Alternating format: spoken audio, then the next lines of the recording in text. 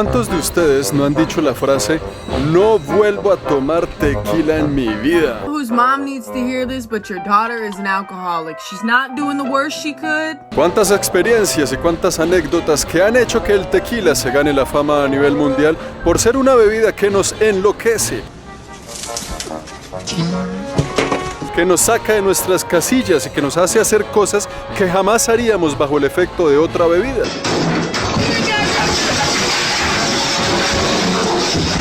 A lo que yo me pregunto, ¿será un problema del tequila?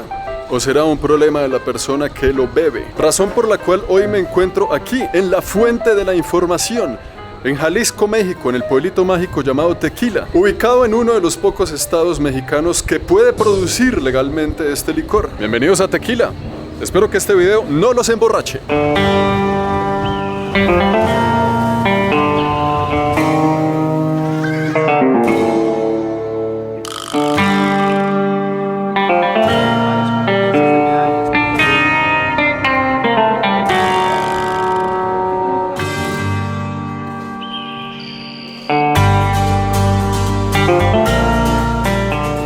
Si usted le pregunta a la gente de este pueblo, el primer tequila se hizo aquí y recibe el nombre del mismo pueblo. Pero eso es algo que se pelean entre varios pueblitos de aquí de la región, el saber quién fue el que hizo el primer tequila. Dicen que en Tequila hay un dragón dormido por debajo de estas piedras y que si usted se para frente a la cruz, aquí justo en el medio donde estoy yo, se le siente la respiración. Aquí a esta región llegaron los españoles por allá en el 1500 y péguele y fundaron este pueblo.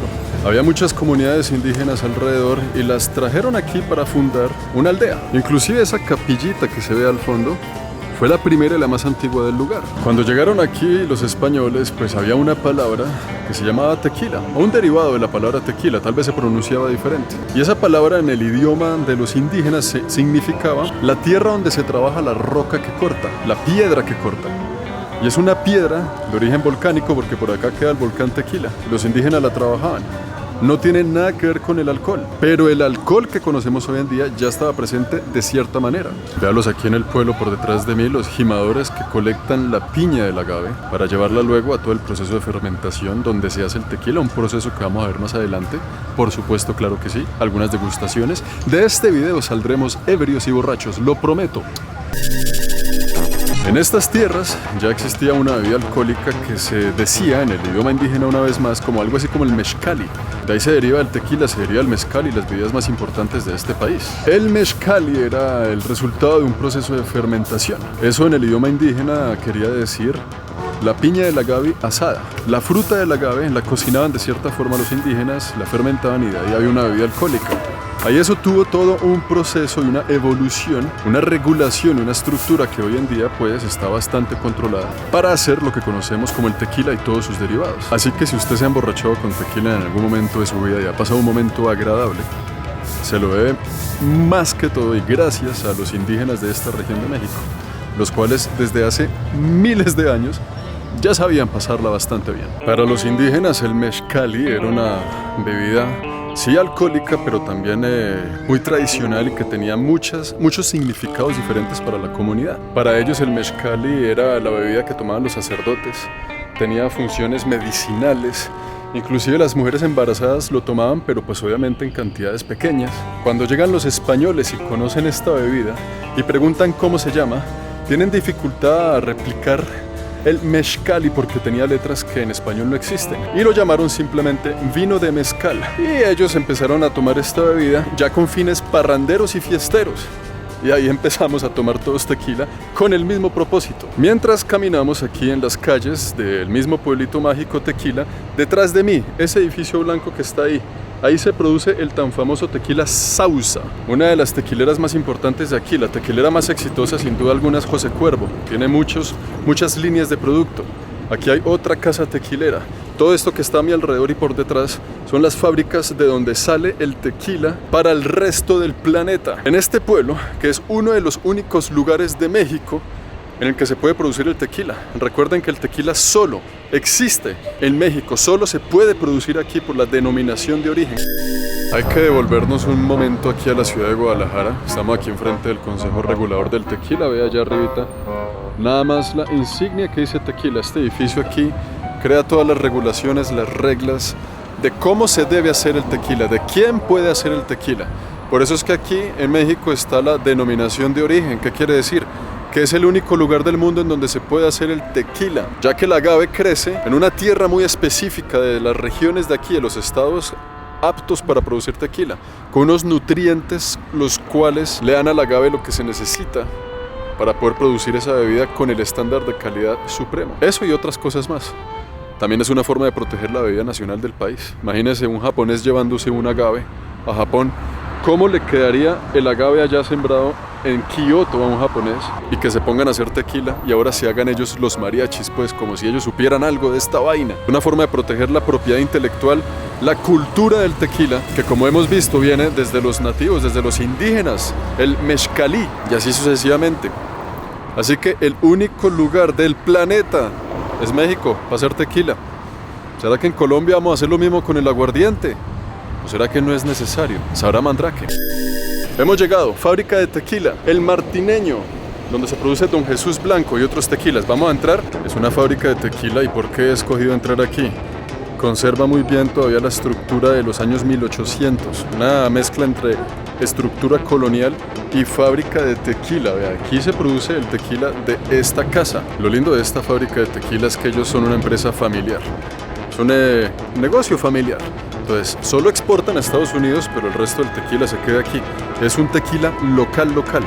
Pues si uno viene a México y viene a estos lugares, a mí personalmente pues me gusta ver lo local. Vamos a ver cómo hacen el tequila y a probar algunos del tequila propio, hecho en México, para los mexicanos.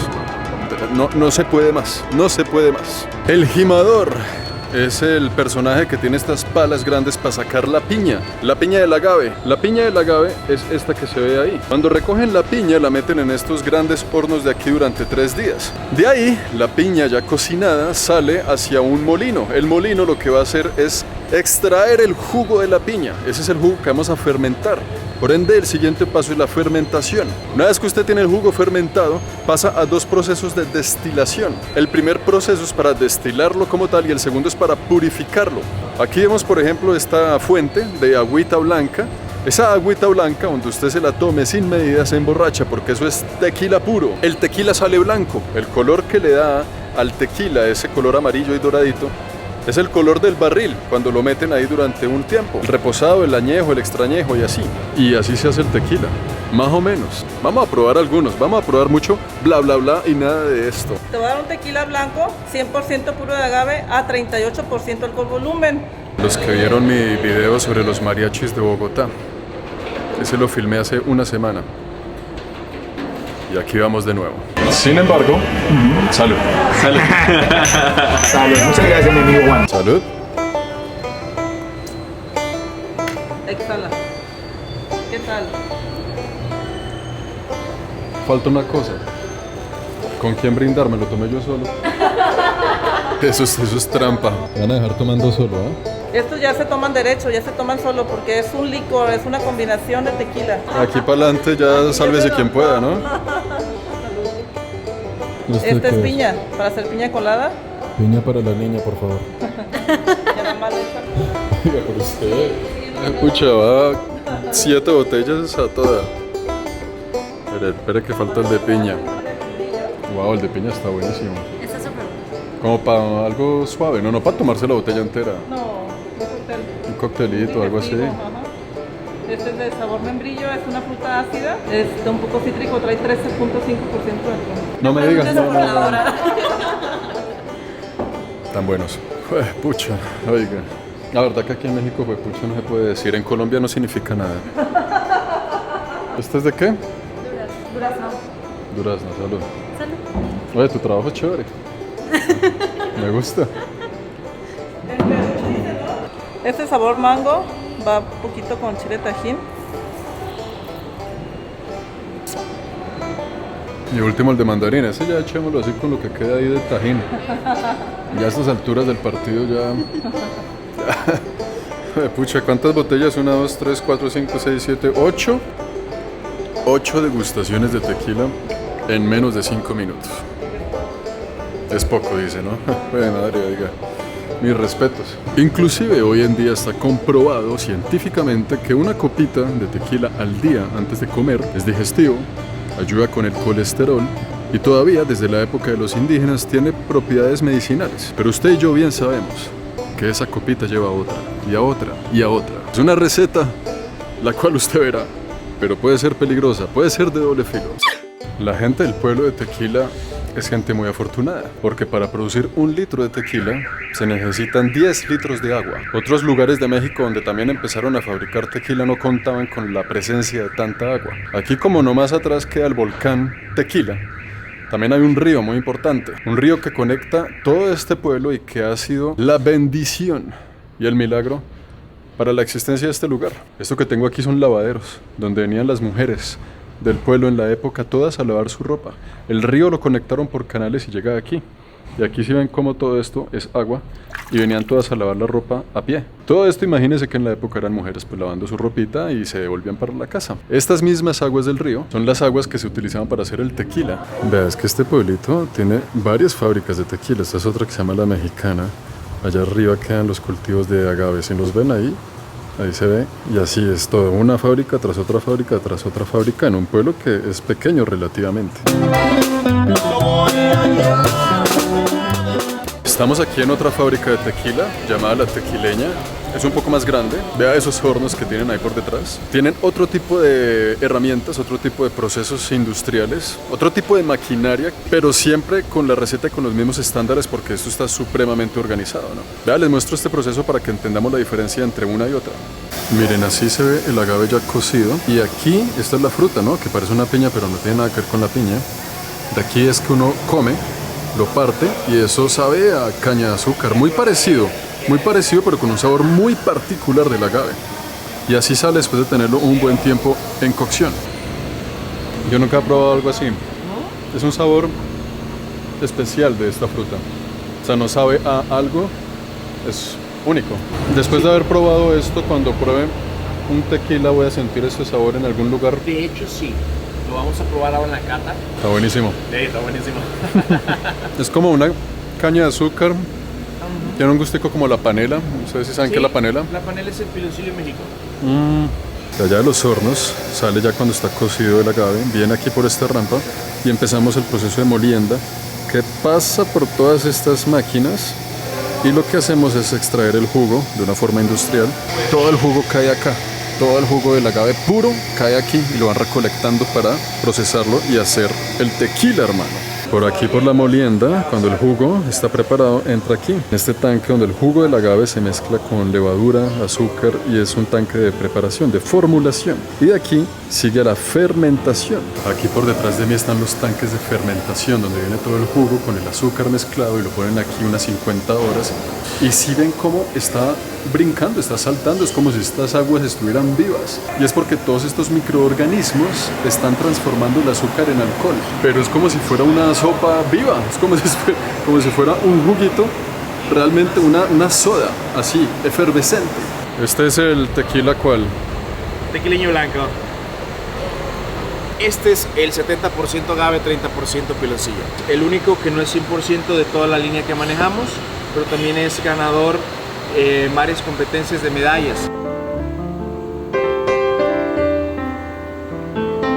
Esta de aquí atrás es el área de la destilería, ¿no? Destilación. Y después de unos procesos, de aquí sale el tequila blanco, que ya se puede vender, comercializar, degustar, probar. Y es lo que vamos a degustar en este momento. En esta botella, que parece una botella de laboratorio, viene este producto. Es un recién destilado. Es un recién destilado. 50 grados. Uy, esto tiene 50 grados. 50 grados. Vamos a probarlo suave. ¿Qué horas que es? 1:30 de la tarde. Pero sigue sin ser tan fuerte como uno creería. Siente como dulcecito, mucho de la esencia del agave, algo floral. Yo no puedo creer que haya 50 grados aquí. Sí, lo sé, es rico. No sabe, pero sí se siente en la cabeza. Sí.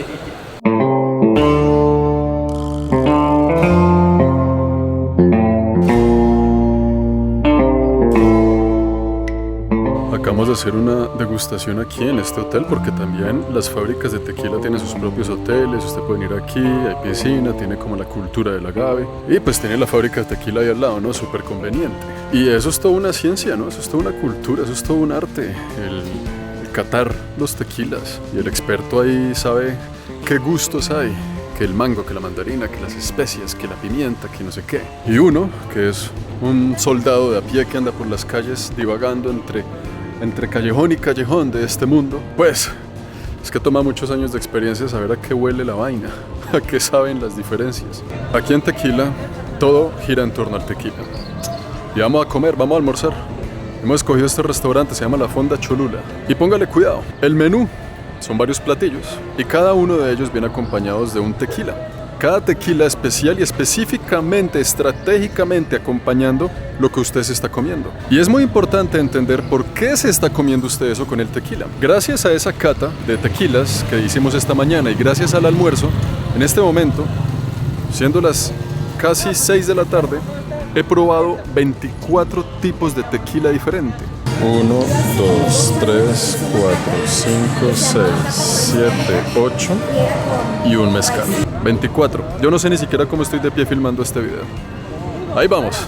Todo sea por el amor al arte. Es una vaina impresionante porque usted toma el tequila y las papilas se le abren y usted empieza a meter estos ingredientes en la boca y es comer pero bajo otra experiencia diferente. Una vaina rarísima.